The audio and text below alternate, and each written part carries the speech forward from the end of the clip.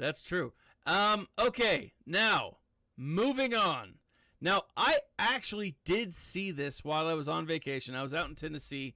I went to Dollywood, and it was a lot of fun. What you put that in your GA Center report, and I have no idea what that is. It made Ranger laugh though. So Dollywood is Disneyland for country music fans. Like, okay. It's as in Dolly Parton. It's as in Dolly Parton, right? It's an amusement park dedicated entirely to the Queen of Country Music, right? Oh, what a lovely woman she is. Yeah, and I love Dolly Parton, and love her, right? And so it was cool. I got to go out to Nashville, and it was a lot of fun. But as I'm like getting ready one day, I see this article, and it says how Disney mismanaged the Star Wars universe. Okay. Now, I got to point out, this is not the first Star Wars article on The Atlantic, but... No, they have done other ones. They talked about the rise of Skywalker and stuff like that, yeah. So this is... I don't know if you can see this, but there was one that Yeah, I can see it. Okay, the most incoherent Star Wars movie ever made. The Rise of Skywalker. I love that, but it's a different author. I was expecting the same author, but it's not. No, different author. And so what this does is it goes through and talks about what made Lucasfilm, what made George Lucas make the Star Wars, and what made Star Wars so good from the author's perspective, right? Yeah, it's an opinion piece. It's an opinion piece, right? It absolutely is. It does not bash Star Wars fans. It does not bash Star Wars in general, actually. But what it talks about is movie making, and how the sequel trilogy got it wrong. Even the prequel trilogy was misguided. It moved away from what made the originals so good. Yeah, I mean, the article specifically highlights the volume of special effects. Yeah. And that's probably one of the biggest criticisms that Star Wars fans had of the prequel trilogies was too much special effects, you know? Yeah. Too much green screen, too much blue screen. And because it doesn't age well. Like, if you go back now, I love the prequels because I love the stories of the prequels. I love the cartoons. I love the books that have come out. I actually just finished listening to Star Wars Shatterpoint, which is a Mace Windu story. And while I liked the book, and it wasn't necessarily my favorite because I'm not a Mace Windu fanboy, it was a fun read for sure. But one of the things that it did is it was a serial, right? Just like all of the Star Wars books and stuff, they're serials. It's one moment in time. Right, and one of the things that extended canon does is it fills in the gaps that the movies kind of leave. But what is fascinating about this is this says in other words than are actually written on the page. Okay, so this is me and Nev, of course. We're putting on our literary caps, and we're being analysts here. I've literally got a cap, you know. I'm literally wearing a hat. I don't. My speculation. Your tinfoil Mike Zero hat is off in the Queen, is it? It's off in the way. It's over here, and it'd be too hard to get to it. But here's the thing. Essentially, what this article says is, the originals were awesome because, and there was actually a line from it that I just adored. Where was it? The Star Wars franchise offers action escapism, but re-enchanting our own world was always its greatest trick. Okay? So the idea is it's something far away and distant, but something also that we can all connect to. Right? The idea that Star Wars is for everyone is a real idea because it's so vast that anything and everything can fit within it, right? Because everyone's story can be told through Star Wars. And then, as we connect with Star Wars, we look at our own world and you're like, oh, that's kind of cool. That building has its own history. That person has its own story to tell. And it makes everything a little more interesting. What this is saying is the prequel, the originals were awesome.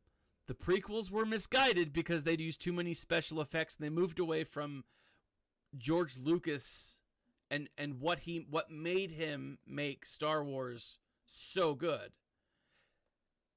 7, 8, 9 were a cluster F that is terrible. Like it doesn't say that necessarily in those words, but it does say, look, Hollywood's chief recycler. Hollywood's chief recycler. Hollywood's chief recycler. So I'm going to read this right here. It's just one paragraph. Right now, Star Wars is at a turning point. Lucas's original vision famously inspired an era of big-budget blockbuster movies whose creators, just as famously, eventually ran out of new ideas and came to rely on sequels and spin-offs. Inevitably, Star Wars itself succumbed to the same fate. After releasing a divisive trio of prequels and at the turn of millennium, in 2012, Lucas sold his franchise to Disney, Hollywood's chief recycler of old stories. Fresh Star Wars films began to roll out in 2015. Though early acclaim and profits were impressive, creative trouble began to hurt the bottom line. In 2019, dismayed reviews and relatively soft ticket sales greeted The Rise of Skywalker, the finale of a trilogy set 30 years after the action of the first film. Around that time, Disney CEO Bob Iger announced a movie-making hiatus for Star Wars. Yeah, I remember that. I remember when he said that. That was a tough blow, you know. I was really looking forward to more films, and they'd even announced more films, right?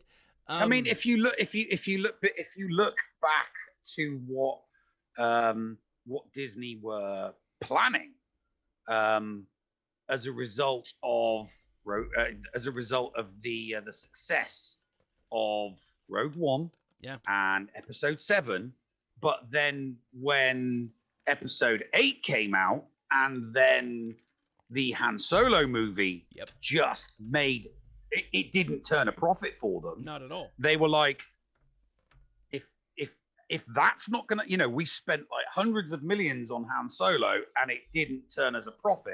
Yeah. Maybe we shouldn't do the Obi-Wan Kenobi movie. Maybe we shouldn't do the Boba Fett, because they were wanting to do a Boba Fett movie, and they were wanting to do an Obi-Wan Kenobi movie. Yeah. Because they were, and they just got scared that, well, if a standalone Han Solo movie's not going to work, why would a Kenobi standalone movie and a Boba Fett standalone movie work? So they got scared. They got cold feet. And it's like, no, we're just going to finish the trilogy, and then, you know, we'll see what happens from there. Yeah. And then The Mandalorian comes along with none other than Jon Favreau and Jon Favreau and Dave Filoni. And at the helm. That's right. So Dave Filoni, the metaphorical chosen one of Star Wars, he is the Luke Skywalker. He and the true Luke Skywalker. He will bring balance to the Force. He will bring balance to the canon. One of the things that I think that got me thinking about this is the person. I was watching an interview with Doomcock, Victor Don Doomcock. I always forget his name. My apologies. Victor Van Doomcock. It's not Victor. It's Dictor. Oh, it's Dictor. Yeah. Yeah. He was interviewing like this notorious leaker. And I say leaker. No. He's not a leaker. He's a reporter. A Hollywood showrunner. Oh, is he? No. If you're talking about Pasha, Pasha, yeah.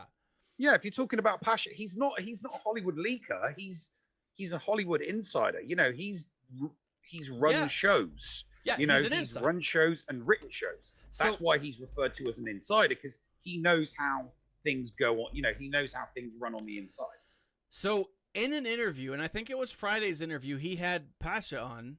This guy. Yeah, Friday Frolics. Yeah, it's Friday Frolics. Yeah, and so one of the things that was saying, I didn't get to watch the whole thing, but like one of the things that was mentioned in this back and forth was, look, he's like I've met Jon Favreau a couple of times, and he's like, but one of my close friends is friends with, or is not friends, it works with Jon Favreau, something to that extent, and he asked, Jon Favreau came to Disney and said, let me turn this around for you. Let me fix this. And in walks the Mandalorian, right? Jon Favreau is connected to Star Wars. Jon Favreau has played multiple characters in Star Wars. He's a Mandalorian himself. I always forget which one he is, but he plays a Mandalorian. He was the big rotund Mandalorian. Yes. In the Mandalorian, he plays that character, but that's him. Yeah. But he also voices a character in Star Wars: The Clone Wars. Yeah. I think he does that. He does that cheesy salute. The one where he's flying off, and he's like, "I gotta get one of those jetpacks." Yeah. It's awesome. But like Mandalorians salute each other. Yeah. I mean, come on. It's pretty awesome, though. I mean, come on. But again, it's good. It's good cheese. There's bad cheese and there's good cheese, and that's good cheese. It's cheese that is like, all right, I'll let you have that one. It hasn't officially turned to badness, right? It's not the blue cheese as of yet, or the green cheese, which has then moved on beyond blue cheese. Blue cheese is good. No, don't get me wrong. I love blue cheese. Don't get me wrong. If it was blue cheese, that would mean it's like awesome cheese. There's very few things that I will joke about, and food is one of them. I will not diss blue cheese. It is delicious. Yeah. Everyone has their own opinion. Blue cheese. If you don't like blue cheese, your opinion is wrong, and you need to develop deeper taste buds. Something wrong with you. A blue cheese hamburger with like bacon, like thick. Forget it, man. And you put the blue cheese in the burger, right in the middle. Oh, see, I not like on it, not under it. You put no. You put the blue cheese in the meat. See, I think that's. I like being able to pick up the fixins afterwards that have fallen out and just let them sit on I'm my gonna have beard to. I'm gonna have to show you how to make a proper blue cheese burger sometime now. Sure. Oh yeah, probably we'll have to do that. Maybe we'll do a live stream where we just cook. Mm-hmm. Yeah, no, we could do that. So this Pasha, this showrunner, says, look, I know that he went himself. He's like, I've got an idea. This is what I want to do. Now, this article says, and this is the thesis of this article for any of my students who are watching, has had Lucas's galaxy lost its power, or had its new stewards simply mismanaged it. Now, I will argue that the rest of this article, which is a shot for shot, this is an example of them mismanaging it. All it is saying is how good The Mandalorian is. The rest of this article only talks about The Mandalorian and how it has stepped things up. Okay? So what it is not saying, right? What it doesn't come out and say outright is, yeah, Disney mismanaged this. 100%. Because Jon Favreau and Dave Filoni are doing what George Lucas did, episode 4, 5, and 6, and they are bringing fans to the show or to the content by the millions. Right? Mm-hmm. And that's exactly what it is. So this is a subtle nod or a subtle slam that says, look, you know what? You guys effed it up. You guys messed it up. And it's not on Star Wars. The fans are there. You just have to treat them right. You just have to make a good show. Right? Now, I again will point out one of the things that is fascinating, and I'm not sure where it is, but it says somewhere that The Mandalorian is the best live action Star Wars since the original, since like late 80s, something like early 80s, right? What that means is, you know what? In that time periods, the video games got it right to some extent. The books got it right to some extent. Like they did it well, right? Mm-hmm. In other areas of Star Wars have done it well. It is this that is botched it, right? It is Disney and their approach has made this the thing that must not be named, right? So I loved this. I read it twice actually, and then I haven't read this one, but I told you to go back. I told you to go back and read it, didn't I? Yeah. And I've watched a few different articles on it. Again, the article itself does not come out and slam Disney, but the lack of the addressing later on what Disney has done and only focusing on the Mandalorian is a slam unto itself. I think it's a really well crafted article. If you guys want to check it out, it's on The Atlantic. It's great. Any final thoughts on that one, Nev? No, that's pretty good. You got all right. Simply enough.